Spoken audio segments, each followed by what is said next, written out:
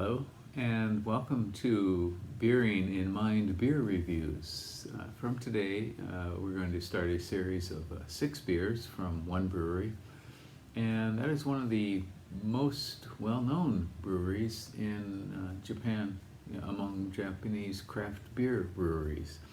The name of the brewery is Kyuchi, but they're much better known as Hitachino Nest beer, and they are quite big in Japan and especially outside of Japan. They export a lot. They export to 30 different countries, and for example, in the United States, they're quite well known. When I visit friends in the United States, people often will ask me, "Do you drink that owl beer? This owl beer?" And I immediately know they mean Hitachino Nest from Kyuchi. Kyuchi Brewery has been around since 1823 as a sake brewery. They got into beer, as many people did, in the mid-90s, and they started in 1996. They make a variety of things, not just beer. They also produce wine, liqueurs, shochu, and sake, and a variety of spirits as well. Half of the beer production of this brewery goes to the United States. So, as I said, they export to 30 different countries. One interesting aspect of this brewery is that they have a BOP, a brew on premises operation, which is popular in certain areas of the world, but not so much in Japan. I think perhaps for some sort of tax regulations, perhaps. But Kyuchi does have or Hitachino Nest does have a brew on premises operation, where you can go in and they help you choose the ingredients based on, some questions. They ask about what kind of beer do you like, and they'll help you choose the ingredients, and then you make the beer there, and you come back later to bottle the beer, and I think they help you make labels and that sort of thing. So it's kind of interesting. Their beer production was quite successful, and in 2008 they established a new brewery simply for beer. And out in that area where that brewery is, they grow hops as well. Now, by the way, Kyuchi is located in Ibaraki Prefecture, up to the north of Tokyo. They have a regular lineup of around 15 beers. Some of their more famous ones are their Japanese classic ales, which they produce in a variety of different forms, and these are often aged in cedar casks, especially casks that have been used for making sake. And another point about them is that they have been appointed the contract brewer for Brooklyn Lager in Japan since 2009. So apparently the director of Brooklyn Brewery, Garrett Oliver, comes over periodically to check on how the beer is being made here in Japan. And they have established a brewery in Korea as well. So I think, step by step, they have realized some very large plans, and they seem to be doing quite well. So the first beer we're going to look at today, well, we will look at that in a second, but in any case, if you know about Japanese craft beer and you're out from outside of Japan, you probably have heard of Kyuchi Brewery, and we are going to look at 6 different beers from them. All right, and now we are at the last of the Hitachino Nest beers that we will look at. This is the number 6 beer. They do make more than that, and perhaps I will get to more of them in the future, but for now, this is the last one, and this is kind of a special one. It's called Hitachino Nest XH, and can you guess what the XH stands for? It stands for, well, it tells you right here, extra high. 8%, and actually it's 8.3% alcohol, and it is 37 IBUs. This is a Belgian ale, a strong, dark Belgian ale, And there are a few special things about this beer. Let's get some of the numbers out of the way though first. On Rate Beer, this one has 910 reviews, average score of 3.66, very respectable, 93 percentile among all beers, and then 75% for Belgian Strong Dark Ale. This was on Untappd. Also, it has 17,522 ratings, and the score is a little bit higher, 3.71 out of 5. XH was first made in 1997, so about a year after they started, and it features Styrian Goldine hops and Chinook for the bittering, British and American hops. It is aged. It is aged, and so it does mature a little bit, and then I guess it goes maybe some bottle fermentation as well here. Belgian beers are quite popular in Japan,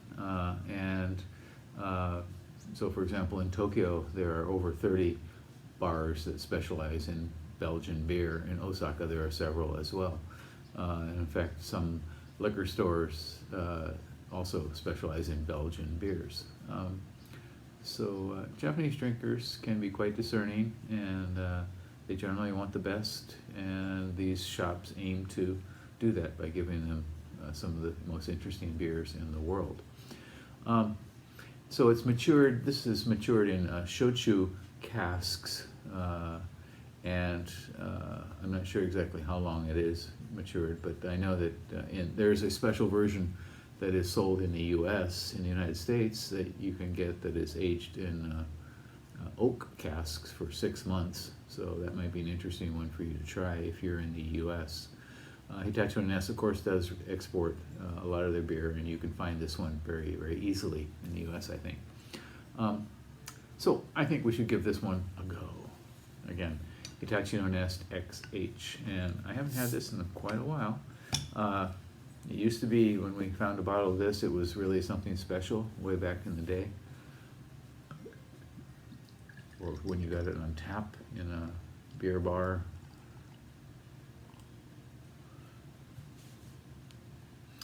All right, so it is mildly hazy, very dark, kind of orange brown, kind of like a big glass of liquid caramel with almost a finger of dark tan head, beige head.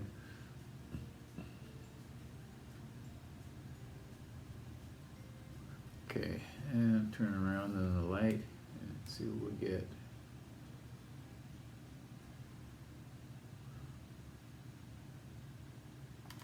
Okay, cannot see the carbonation through this. Let's try the aroma. Okay, this is definitely has a kind of aged note about it.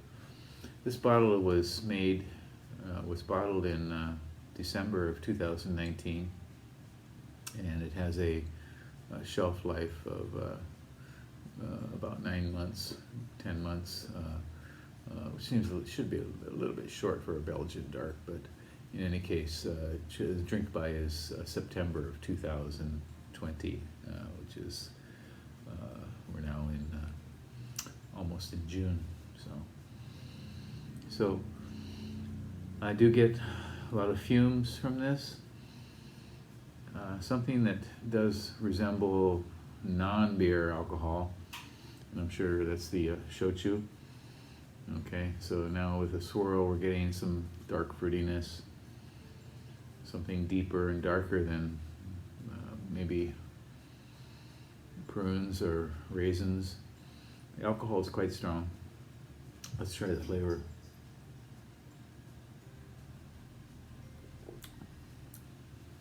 Okay, it does have a rich, medium dark fruitiness. I'm getting something like stewed peaches, maybe, or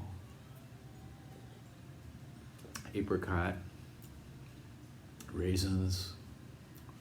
There's some spice in here I can't quite identify. Does not include anything except barley malt and hops on the ingredients, so whatever spice notes are being produced are coming from the yeast and the malted hops. Touch of licorice as well, anise or something like that. Some kind of herbal note for sure. And alcohol presence, yeah, definitely. This is kind of a little sipper. I'm going to let this warm up, I think, and try it in about 30 minutes or so and see how it develops. For me, the alcohol presence is a little bit too heavy, not integrated quite into the flavor. So the alcohol does stand out a little bit much. I do get a sense that it has something from a barrel, for sure. And shochu spirits, yeah, very different from, say, a whiskey barrel or a wine barrel. Interesting, unusual, very tasty. For sure, if you want to try any of the Hitachino Nest beers, I think this one and one I haven't reviewed for you yet called Nipponia probably deserve your attention. So once again, this is called Hitachino Nest XH, Extra High. It's a strong, dark Belgian ale at 8.3% and 37 IBUs. Give this one a go for sure, okay? Well, we're done with Hitachino Nest, and come back soon. We'll be reviewing a series of beers from Umenishiki from Shikoku Island. Okay, and so leave me a comment and subscribe to the channel. I hope you want to watch and learn more about Japanese craft beer, and we'll be doing a lot more of that for you. Please take care, stay healthy. Bye-bye.